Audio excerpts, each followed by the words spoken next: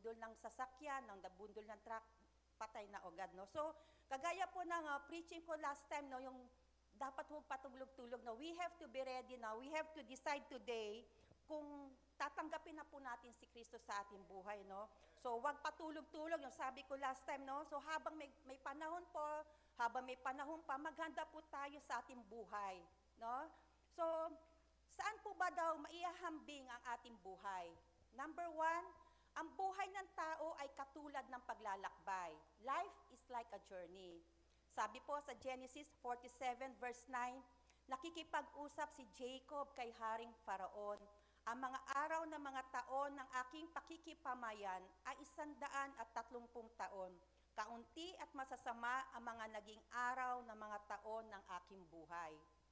Ang buhay po ay paglalakbay mula sa sanlibutan patungo sa walang hanggan.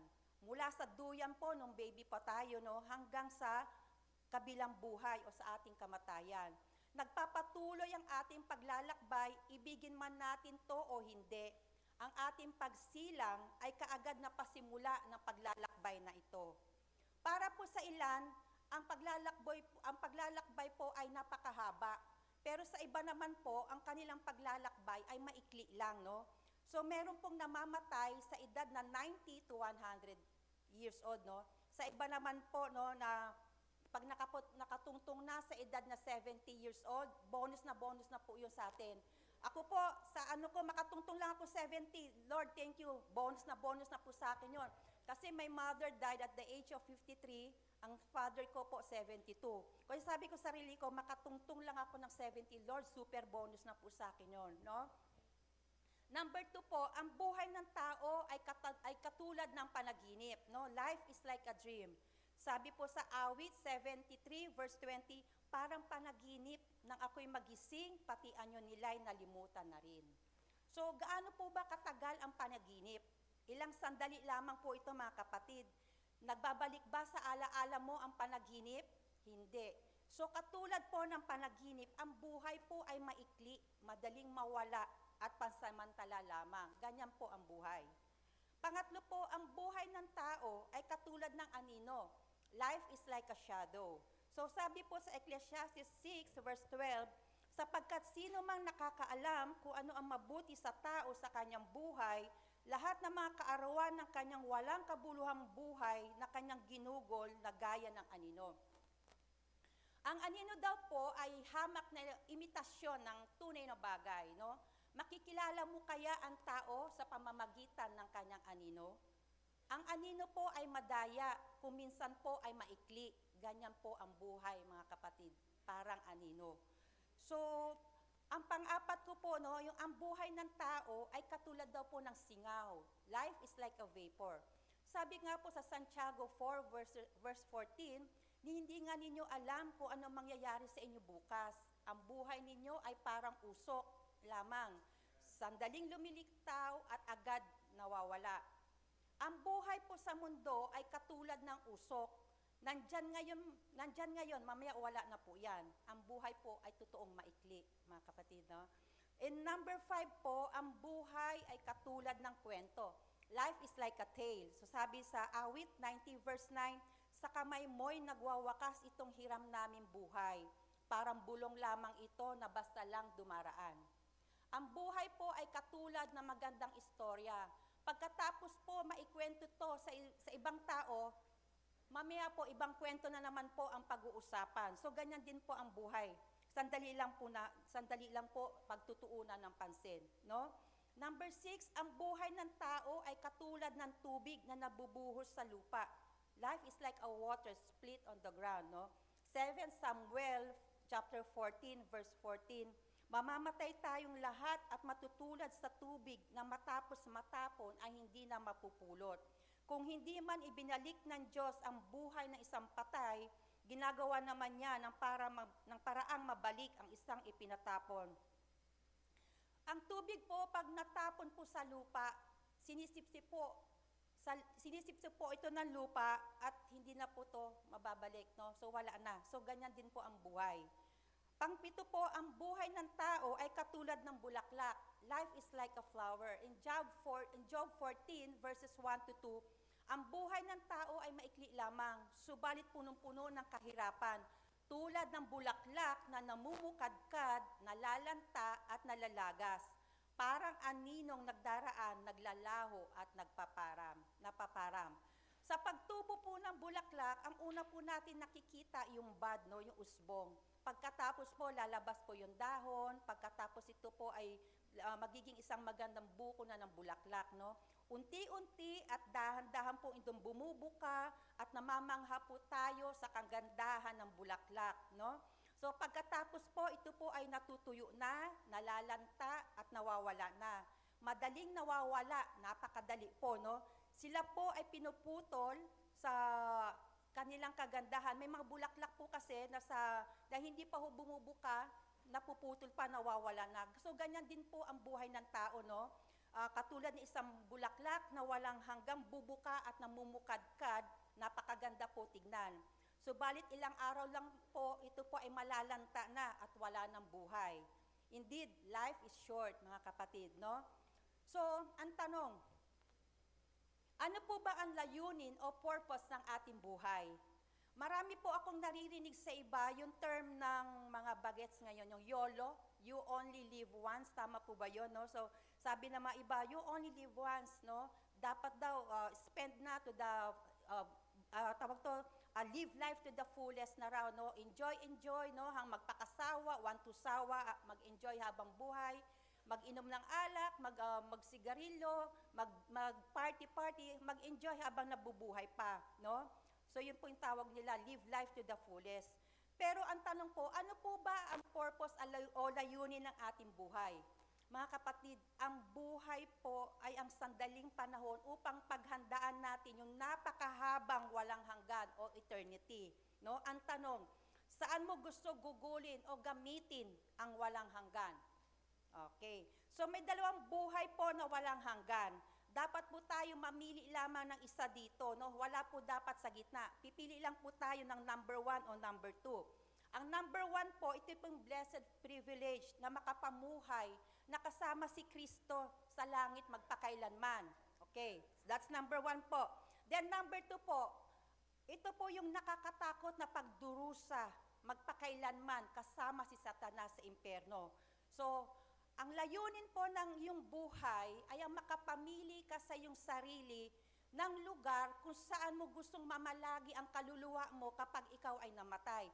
We have the freedom to choose po. So mamili po kayo mga kapatid. It's either number 1 o number 2. Sino po rito sa number 1? Sino gusto sa number 1? Yung sa langit mapupunta. Then, yung number 2. Yung mga hindi nagtaas kanina sa number 1, possible number 2. Tama po ba yun? So, nasa gitna. Wala po sa gitna. Kasi ang sabi po sa ibang Catholic, sa ibang religion po, no, may purgatory. Pero sa Bible po, wala po kayo makikita na word na purgatory sa Bible. So, okay po. So, ang tanong po, ano pong buhay ang pipiliin nyo? It's either number 1 o number 2. In Philippians 1:21, ang sabi po rito, sapagkat sa ganyang akin ang mabuhay ay si Kristo. Si Kristo po ang buhay. In 1:11 verse 25, sinabi sa kanya ni Jesus, ako ang muling pagkabuhay at ang buhay. Ang sino mang sumasampalataya sa akin, kahit mamatay ay muling mabubuhay. Si Jesus po ang nagbibigay ng buhay at pagkabuhay muli. No? Siya po ang mismo ang kumakatawan ng buhay at pagkabuhay muli. So ang kalikasan po ni Jesus ay hindi po siya namamatay. No? Siya po ang buhay. Therefore, siya po ang nagbibigay ng buhay sa mga nananampalataya upang siya ay hindi kailanman mapagtagumpayan ng kamatayan. Hallelujah. Si Jesus po ay Diyos at sa Kanya po ang buhay na walang hanggan. No? Ang buhay na walang hanggan ay hindi pagpapatuloy ng ating buhay sa lupa. Ito ay kaibang-kaiba at nagsisimula po sa oras nitang tinanggap natin si Jesus sa ating buhay bilang tagapagligtas at Panginoon, no? Agad niyang mararanasan ang isang relasyon sa Diyos na puspos ng pag-ibig, magkakaroon po siya ng buhay na masagana, puno ng kasiyahan at kapayapaan, no? At ito po ay magpapatuloy kahit mamatay siya sa kanyang physical na katawan, dahil ang ating Panginoong Diyos po ay naghanda na ng isang lugar sa langit para po sa kanya. Hallelujah. So, my brothers and sisters, gawin po natin ngayon ang tamang pagpapasya, no, na makasama si Kristo sa langit. Magpasawalang hanggan, no? We have the freedom to decide now. Sa akin po, no, nang papasukin ko po si Jesus sa aking puso, no, sa aking buhay, pumasok siya at ako po ay pinananahanan ng buhay ng Diyos, no? Ang buhay na walang hanggan. Kapag pumasok po si Kristo sa iyong buhay, inaalis niya po ang lahat ng iyong kasalanan at lilinisin niya po ang iyong puso, no? So dahil si Kristo po ay nasa akin na, mayroon na po akong buhay na walang hanggan at hindi na po ako mapapahamak magpakailanman. So mga kapatid, decide today, invite Jesus in your life, no? Ang hiwaga ng buhay ay nabigyang kasagutan ng kapahayagan ni Kristo sa mga tao. So share ko lang po yung testimony ko po, no? It was yung, kung naalala nyo po yung COVID, no? It was a wake-up call po sa akin, no? Ito po yung realization ko nung COVID, no? Nagkasakit po kami mag-asawa, nauna po siya sa akin ng mga 4 days. So nung time po na nakakaramdaman ako ng iba sa katawan ko, sabi ko sa mga anak ko, umalis muna kayo, doon kayo, i-isolate niyo sarili niyo kasi baka mahawa kayo sa akin. Bali, naiwan po ako mag-isa sa kwarto, sa buong bahay po ako lang po mag-isa. So ayoko po mahawa yung mga anak ko.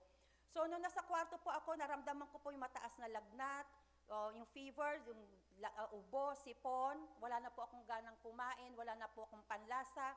Every time po na naliligo ako, para akong nalulunod. So nung gabi na po, na ang taas ng lagnat ko, sabi ko sarili ko, nanalangin ako, sabi ko, Lord, forgive me, no? Sabi ko, naging realization sa akin, sabi ko, Lord, mamamatay pala talaga ako na hindi ako nakapaglingkod sa iyo. So that was my realization. So, Lord, I'm sorry, sabi ko, bigyan niyo po ako, Lord, ng kagalingan at maglilingkod po ako sa inyo. Yun po yung panalangin ko sa Panginoon. And I thank God and I praise God na binigyan po ako ni Lord na opportunity na maglingkod sa Kanya at narito po ako sa inyong harapan, nagpapatuto po sa Kanyang kabutihan, no? Thank you, Lord, for the healing grace, no? Then lahat po ng prayers ko, nabigay po ng Lord ang kasagutan. And for 16 years po na pananalangin ko, nakatanggap na rin po ng salvation ng asawa ko. And thank you, Lord, salamat po, no? So sabi ko, Lord, you have a purpose in our lives, no?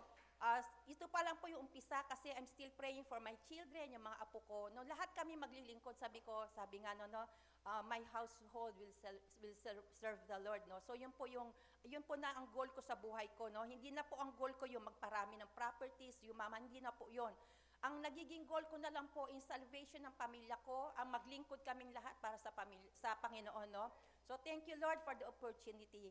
In Isaiah 46 verse 4, sabi po, I am your God and will take care of you until you are old and your hair is gray. I made you and will care for you and I will give you help and rescue you. So ito po yung pangako ng Diyos na pinangahawakan ko na kahit uugod-ugod na po ako, maglilingkod po ako sa Kanya at alam ko na hindi niya ako pababayaan. Ito po yung pinangahawakan kong pangako ng Panginoon sa akin. So sa akin pong pagtatapos, no, tandaan po natin na tayong lahat po ay biniyayaan ng buhay, no? Gamitin natin ang ating buhay na may kabuluhan at kahalagaan, no? Gamitin po natin ang ating buhay bilang isang malinis na handog sa ating Panginoon, no? Salamat po. Tayo po ay manalangin, Lord. Thank you, Lord, for the strength, for the wisdom, Lord, na pinagkaloob mo sa akin, Lord. Thank you, Lord, for the boldness to share your word. Thank you so much, Lord. Thank you, Lord, for the message of love. Thank you, Lord, for the gift of life, O God. Salamat, Panginoon. Lord, hallelujah, Jesus, Father God, in the mighty name of Jesus, Lord. Alam ko po may mga tao pa po rito, Lord, na hindi tumatanggap sa iyo, Panginoon. Lord, I pray, Lord, na hipuin mo sila, Panginoon, ng iyong makapangyarihang Espiritu, Lord. Hipuin niyo sila, Panginoon. Dalangin ko pang Panginoon na buksan nila ang kanilang puso, Lord. Papasukin kanila sa kanilang buhay. Kayo na po, Panginoon, ang kanilang Diyos, tagapagligtas at ang kanilang Panginoon. Control over their lives, Panginoon. At dalangin ko, Lord, na bigyan mo sila, Lord, ng isang buhay na walang hanggan, Panginoon. Bigyan mo sila, Panginoon, ng isang buhay na mapayapa, na puspos ng kagalakan at kapayapaan, O Lord. Lord, touch their lives, O God. Alam ko, Panginoon, you have a purpose in their lives, Panginoon. Lord, control over them, O God. Pagharian mo, Lord, ang kanilang buhay. Lord, tinataas po namin sila sa iyo, Panginoon. Hallelujah, Jesus. Lord, marami pong salamat, Panginoon. Sa iyo po namin, Lord, tinataas ang pinakamataas na papuri at pasasalamat, Lord. In Jesus' name we pray. Amen. Thank you, Lord.